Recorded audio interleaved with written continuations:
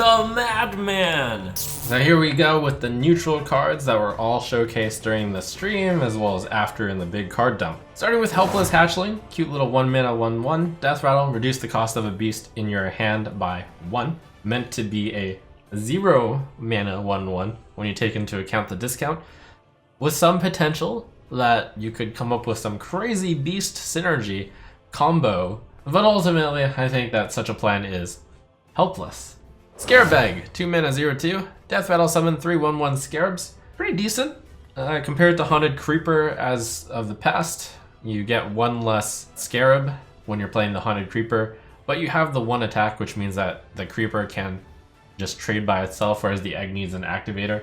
Probably the biggest concern about Scarab Egg though is that you can't play Keleseth with it, which is going to be a theme. Can't run it in Death Rattle Hunter, can't run it in Zoo. Is it good enough to run in Even Shaman? I think that's about where you could put it, so maybe C's play there. Cheaty Anklebreaker, 2 mana 2/1 lifesteal, battlecry, deal 1 damage. Gets you the health immediately when you do it, which means that Heal Zoo might have considered this if Keleseth weren't taking the 2 spot. But overall, the addition of lifesteal to this card that's been seen in the past will not be played. Dozing Marksmen, 2 mana 0/4, has +4 attack while damaged. And a 2 mana 4/3 is pretty powerful. The downside is, of course, this is a 0/4 to start you off. With a mage hero power, kind of similar to Amani Berserker, this turns into a 4/3 instead of Amani Berserker's 5/2. The problem is Amani Berserker can actually be played proactively on 2 as a 2/3 and contest the board. Dozing Marksman is sleeping on the job, on the other hand. In short, too slow. Spellzerker, 2 mana 2/3, has spell damage +2 while damaged. This thing is pretty interesting, because your shooting stars will just deal 3. That's pretty incredible. If only Tempo Mage were actually a thing, right? Even Paladin might also consider this, because they can play Consecration as Flame Strike, which is really powerful. Other possibilities are Spellzerker you could play with Defile. The first tick will deal 1, the second tick will deal 3, and then after that it's 1/1, so you could clear a 1 health minion and then jump up to a 4 health minion, then 5, 6, 7. So Spellzerker is definitely something to watch out for, especially since the vanilla stats of 2 mana 2/3 are already pretty strong. Banana Buffoon, 3 mana 2/2, battlecry, add 2 bananas to your hand. You gotta ask yourself if the 5 mana 2/2 battlecry give a minion +2/+2 would be good enough to be played. And Fungalmancer is currently doing that. This card has more flexibility over Fungalmancer, but at the end of the day, it's still just Fungalmancer for only 1 minion. Looks like this guy will just be standing on the sidelines, I think. Ornery Tortoise, 3 mana 3/5, battlecry, deal 5 damage to your hero. My first instinct was, haha, what a terrible card.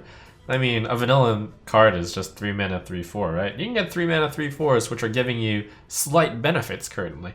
But there is one deck out there which just might run this card. Odd Paladin is a pretty aggressive deck, and it does have enough late game that you do conduct some trading with the Odd Paladin. So that extra 1 health might just be worth 5 damage to your hero in Odd Paladin. Halftime Scavenger, 4 mana 3/5, stealth, overkill, gain 3 armor. Interesting enough stat line. 4 mana 3/5 stealth ain't bad. And you get some gravy with it, just adding in armor. So, seems reasonable. Just quite not powerful enough to meet constructed standards, probably. Constructed standards being at 4 mana, you probably need to be a 5/5 vanilla minion-ish to be played. And I say the stealth and the overkill bonus is not quite enough to make that work. Regenerating Thug, 4 mana 3/5, at the start of your turn, restore 2 health to this minion. Gonna be good in Arena, and it's interesting enough that it's nearly worthwhile of considering in Constructed and just general mid-rangey decks. Problem with this is the turn it plays, it's just a 4 mana 3/5, and stats are king. I did say, like, in order to be considered, you kind of need to be a 4 mana 5/5 vanilla, I think. So Regenerating Thug is not quite there, but certainly a good card if your meta is all about beating down several small minions. Arena Fanatic, 4 mana 2/3, battlecry, give all minions in your hand +1/+1. So this being neutral means every class can try out hand buff. Problem with a card that buffs your minions in hand that comes out at turn 4 is you've probably already played some of the early game minions that you would want to buff. The big reason why I'm not just immediately dismissing it like Glowstone Technician is because basically I think hand buffing in Zoo is good. It's just that this is probably a bit too slow for Zoo. Arena Treasure Chest, 4 mana, 0/4, Death Rattle, draw 2 cards. We have a pretty solid baseline for what it's worth to draw 2 cards. That's 3 mana. So what the Arena Treasure Chest offers is for 1 extra mana, you get the privilege of having a 0/4 and then having to break it. So I'm just trying to explain, when you look at this card it seems terrible, and it is terrible, but the 0/4 you could consider a upside. Probably ended up costing this much because Death Rattle Hunter is actually a deck right now. Well, yeah, this is just going to take way too much work. Rumble Tusk Shaker, 4 mana, 3/2, Death Rattle summon a 3/2 Rumble Tusk Breaker, and it's kind of another piloted Shredder type card. A 3/2, which is a pretty good 2-drop, but the front loading is a 3/2 instead of the piloted Shredder's 4/3. Bigger Harvest Golem-ish. At the end of the day, I think the total stats of this card just aren't quite good enough to justify the cost, while cards like Serenite Chain Gang are being played, where you front load not only a 2/3, but also its brother 2/3, and they also have taunt. Former Champ, 5 mana, 1/1, Battlecry summon a 5/5 Hotshot, very similar to Big Time Racketeer, but now we live in a world where Shutterwalk exists, so, I mean, maybe Shutterwalk wants to summon 5/5 Hotshots, right? Probably not, but a decent vanilla-ish card, 5 mana, 6/6. Dragon Maw Scorcher, 5 mana, Battlecry, deal 1 damage to all other minions, 3/6. And most importantly, Dragon. I think if this card didn't say Dragon on it, it wouldn't be played. But because it does, it just might see some amount of play as the weakest dragon to be in a dragon deck. Especially since you have a Dragon Lover, which is coming with an Execute. Seems like Dragon Maw Scorcher's best friend. Mosh Og Enforcer. That's a really interesting stat line. 8 mana, 2/14 Taunt Divine Shield. While we've been talking about theoretical vanilla minion values, I've said 7 mana vanilla like probably should be 8/9 power level, but probably actually 9/9 to be played, which would imply that 8 mana would probably have to be 10/10 or 11/11. But this actually far exceeds my belief in how much health that you can put on an 8 mana Taunt Divine Shield guy. Pretty interesting. More importantly, and more interestingly, I think that the 2 attack on this card is critical because you can Master Oakheart this card. With Master Oakheart, the dream becomes getting your Tar Creeper at 1 attack, getting your Mosh Og Enforcer at 2 attack, and getting your Void Lord at 3 attack, thus enabling a 18 plus 14 plus 5 health wall, otherwise known as 37 health of taunt. The vanilla Witchwood Grizzly is a very good card to get out as well. Neutrally, that is 31 health of minion that you can pull out with an all-neutral combo. So any deck could use this. So man, how are we going to get through all this taunt? Maybe with a Shield Breaker? 2 mana, 2/1, Battlecry, silence an enemy minion with taunt.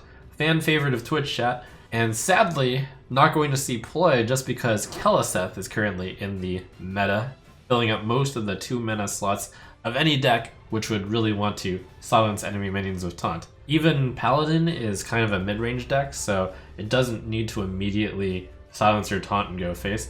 Even Shaman similarly. Both of those cards are kind of board control-y type decks. And even Warlock is a control deck, which certainly doesn't want to silence your enemy minion with taunt, as they're a control deck. So Shieldbreaker, today is not your day.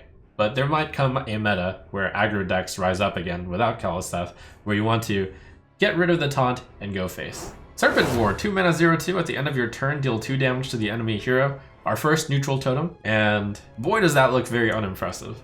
Minion just attacks and kills it. Poof, you're done. I'm not entirely sure that this would see play at 1 mana. Booty Babe Bookie, 2 mana, 3/3, Battlecry, give your opponent a coin. Battlecry, give your opponent a coin is a huge downside. It basically makes this cost 3 because you gave them a full mana. And a 3 mana 3/3 is a pretty bad card, therefore Booty Babe Bookie should be pretty terrible. Arena Patron, 5 mana 3/3 overkill, summon another Arena Patron. Haha, get in here. Obviously a parallel to Grim Patron. Downside of this card is that instead of just taking damage to summon another patron, you have to attack another minion and then overkill it. That's a little bit harder than Grim Patron's requirement.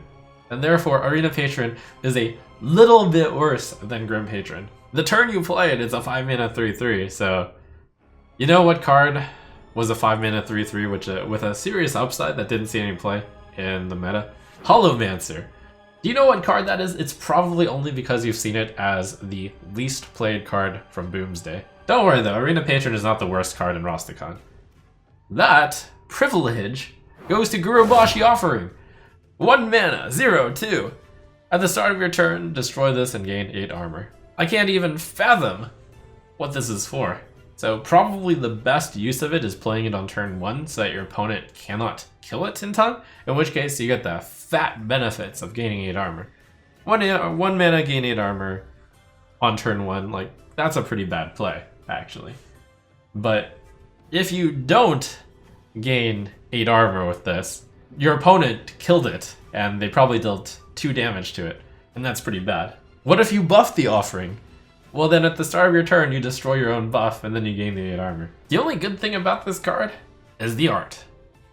Looks delicious. This card genuinely could have cost 0 mana, I think. Would have been fun. Would have actually been a little bit interesting at 0. A Drakari Trickster, 3 mana, 3/4, battlecry, give each player a copy of a random card from their opponent's deck. This is a little bit interesting because, I mean, first of all, it's got the 3 mana, 3/4 stat line, which is good. A card only has to have a slight upside on the 3 mana, 3/4. So could give each player a copy of a random card from their opponent's deck be an upside? You can have a pretty synergetic deck, which would be useless to the opponent. Like a clear example would be Deadly Poison is a good card to a rogue, but if your opponent gets it and they don't have weapons, that's absolutely useless, in which case it's a 3 mana, 3/4, get a random card from the opponent. Notably really good if you're playing a terrible deck, because if they get Gurubashi Offering from your deck, they'll be very sad. Some small possibilities that you can overdraw their hand also. Tricky, tricky.